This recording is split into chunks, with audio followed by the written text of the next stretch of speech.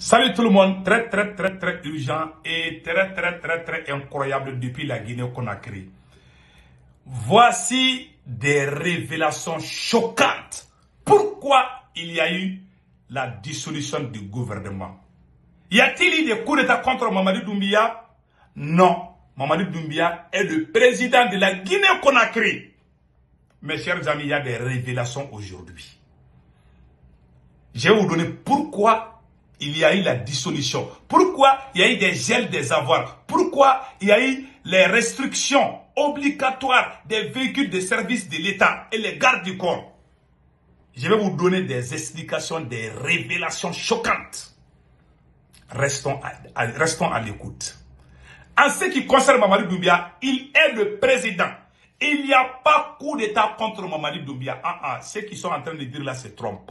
Mamadi Doumbia est l'homme fort encore de la Guinée. Que Dieu bénisse Mamadi Doumbia. Mes chers amis, aujourd'hui, mardi 20 août et 20 février 2024. Mes chers amis, il y a d'autres nouvelles aujourd'hui. En Algérie, le président algérien a des sérieux problèmes pour faire un deuxième mandat. Et son entourage lui conseille de ne pas se présenter à cause de ce qui se passe avec les voisins. Nos ancêtres là, ils sont en train de nous bénir. Hein. Tous les gens qui tentent sont toujours humiliés. Donc mes chers amis, il y a eu aussi des grandes victoires des forces armées maliennes, nigériennes et burkinabées. Il y a des nouvelles usines au Mali. On va vous expliquer tout. Donc mes chers amis, restons en Guinée. Voilà ce qui se passe en Guinée-Conakry. Le président Mamadi Doumbia a dissous le gouvernement pour les raisons suivantes. Ce que j'ai entendu, je me suis renseigné. Il paraît que le Premier ministre et le ministre de la Justice avaient des échanges on fait des échanges les uns contre les autres sur les réseaux sociaux. Le Premier ministre, il y avait vraiment beaucoup de confusion. Cela a choqué Mamadi Doumbia. Il y a une deuxième raison que j'ai entendue. Beaucoup de ministres avaient plusieurs copines. Ils dilapidaient les biens de l'État, les voitures de l'État. Ils amenaient même les copines. C'est ça que j'ai appris. Voilà, c'est à vérifier. Mais j'en suis sûr qu'il y a beaucoup de vérité dedans. Parce que la source qui m'a expliqué là, en tout cas, je m'arrête là. Donc, il paraît qu'il y avait des ministres qui amenaient, beaucoup de ministres amenaient leurs copines là-bas. La raison la plus choquante, ils voulaient faire coup d'État contre Mamadi Doumbia. Beaucoup de ces ministres étaient en train de travailler. Il y avait aussi un système de sabotage. Vous avez vu, il y a eu, comment on appelle là, il y a eu l'incendie un moment, des carburants, et ça jouait sur l'électricité, l'internet, tout ça là.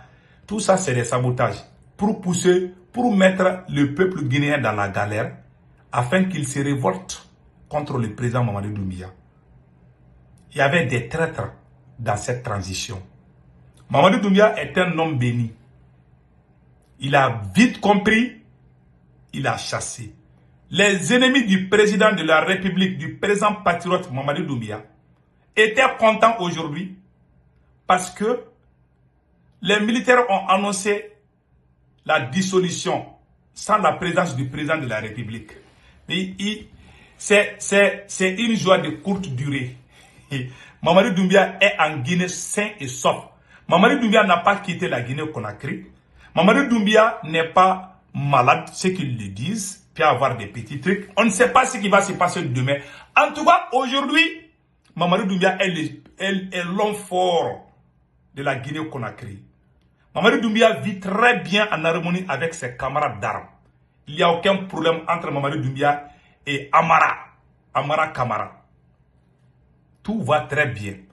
Donc, ceux qui ne veulent pas Mamadi Doumbia étaient contents aujourd'hui. Je pense qu'ils vont pleurer. Voilà, ils vont pleurer demain. Ils étaient contents hier, aujourd'hui ils vont pleurer. Malheureusement pour eux, heureusement pour nous, vraiment Mamadi Doumbia est en vie. Tout va très bien. Il n'a pas fui, il n'y a pas eu coup d'État. Non. Mamadou Doumbia vit très bien. Mais ce qui est grave dans cette affaire, il y avait des gens au sein de ce gouvernement qui travaillaient avec les ennemis de l'extérieur pour déstabiliser la Guinée-Conakry, d'après ce que j'ai appris. Il y avait aussi des ministres qui volaient beaucoup d'argent. La plupart de ces ministres étaient des voleurs. C'est ça que j'ai appris. Ils volaient les biens de l'État. Et pire encore, ils ont fait tellement de choses à leurs copines. Certains ministres avaient 3 copines. Ou 4 copines. Ah, nous les noirs là, ah, on aime les jolies femmes. Hein. Donc voilà, ce côté-là aussi.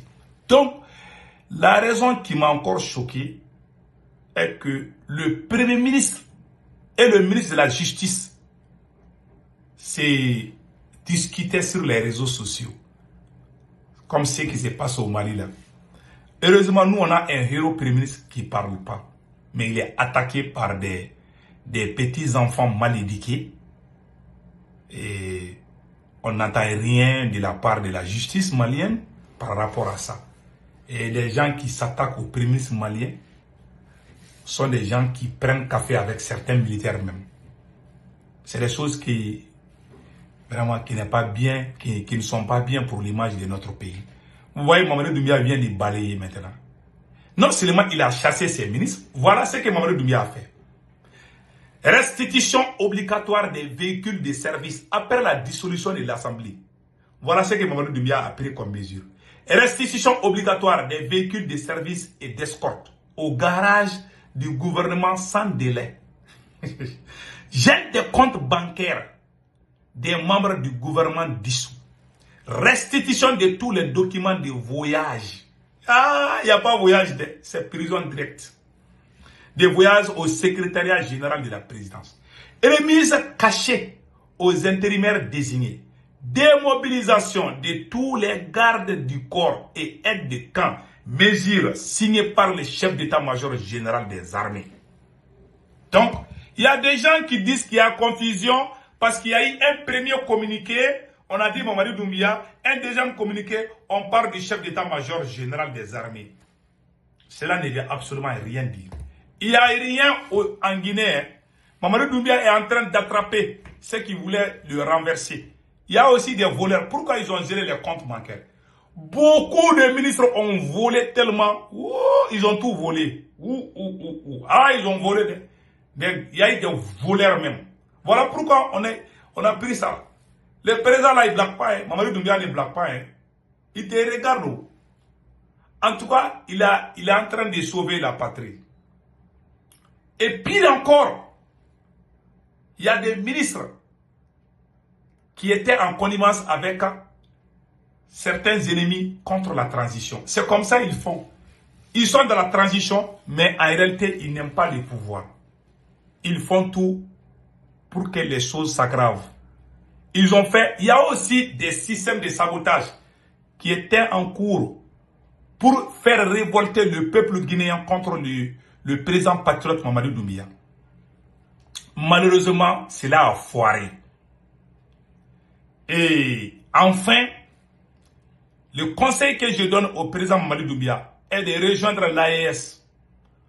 Mon cher président, son excellence Mamadou Doumbia, je vous conseille de rejoindre Assimi Goïta, Ibrahim Traoré et Tiani, voilà, du Niger. Donc, vraiment, pourquoi j'ai dit au président Mamadou Doumbia de rester dans l'AES avec les Assimi Goïta, les capitaines Ibrahim Traoré, le général Tiani?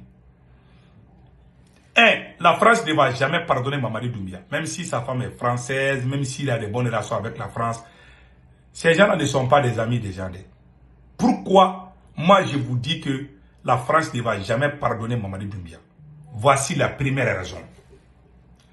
La France a poussé la CEDEAO de prendre des sanctions contre le Mali pour étouffer le Mali.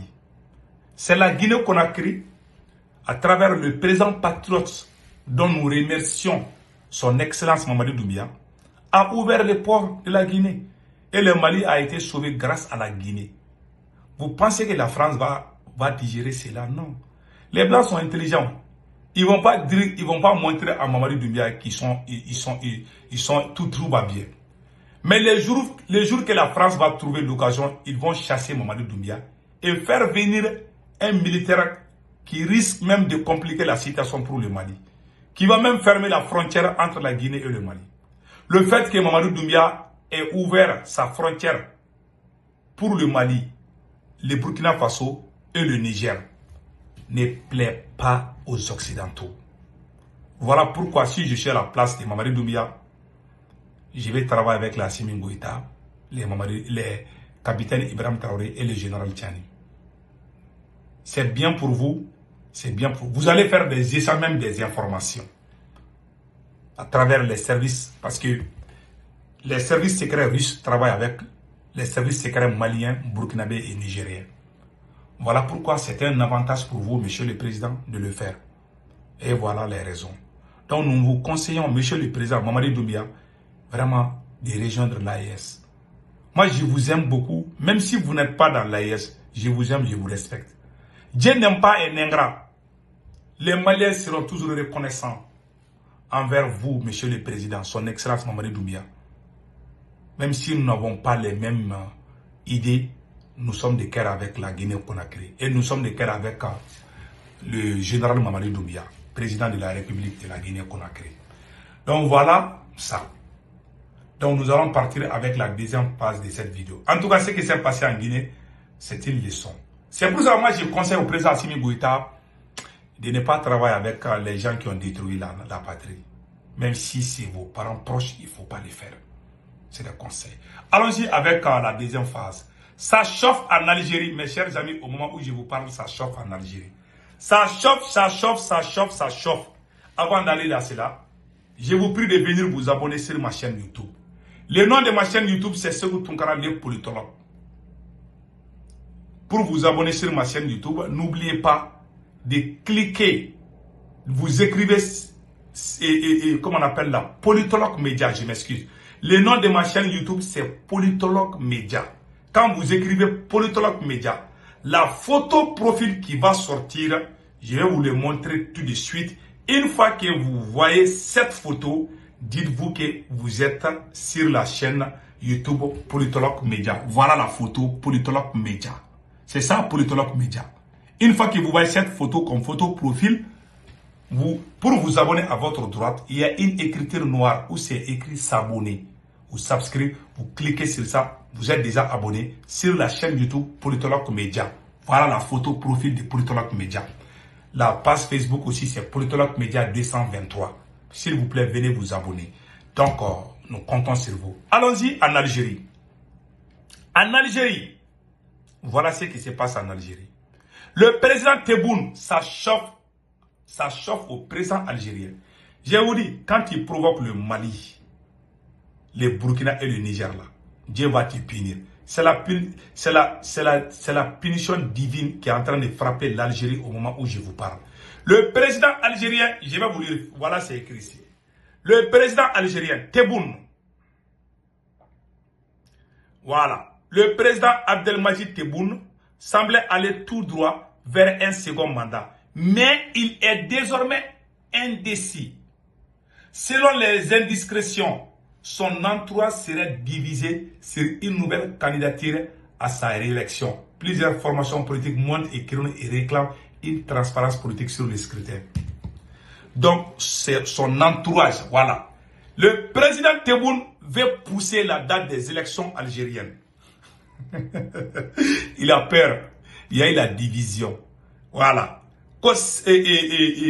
Selon les indiscrétions, l'entourage du président Tebboune serait divisé sur une nouvelle candidature à sa réélection. Voilà. Et voilà, le président algérien, il a des problèmes aujourd'hui. Voilà. Voilà, le président algérien, il a des sérieux problèmes aujourd'hui. C'est comme ça, quand il provoque le Mali, le Burkina là, c'est comme ça. Il a des problèmes.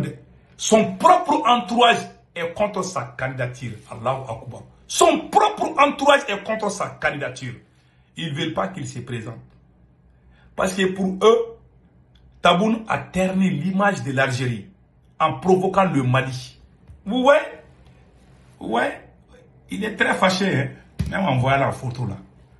Donc il a terni l'image de l'Algérie en provoquant le Mali.